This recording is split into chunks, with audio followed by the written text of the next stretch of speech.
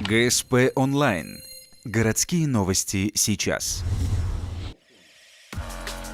Понедельник, 15:30. Городская администрация. В рамках рабочей поездки глава Республики Коми Вячеслав Газер встретился с общественниками по поводу строительства пункта захоронения радиоактивных отходов. По проекту он должен был располагаться между тремя поселками Водный, Ярига, Шудаяк. Жители Жемчужины Севера боятся, что это будет иметь катастрофические последствия для экологии, а значит и для здоровья людей.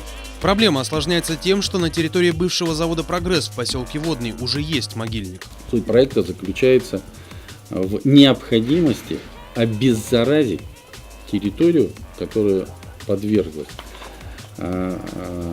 радиационному заражению из-за в свое время производственной деятельности по добыче радия.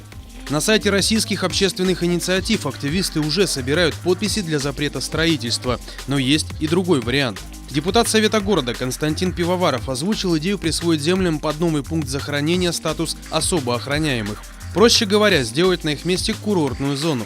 Тем более, что там обнаружены источники уникальной минеральной воды. Соответствующие карты местности, лицензию и заключение экспертных институтов депутат передал главе. Никто не запрещает муниципалитету принимать это решение. Кстати, тут даже федерации нет, но если эти земли относятся к муниципалитету, утверждается у нас на уровне Минприроды.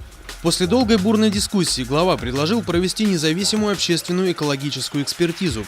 Кроме того, было решено создать рабочую группу по вопросам пункта захоронения. Она будет находиться под контролем администрации главы. Хочу сказать главное, которое решение вот еще сегодня прозвучало.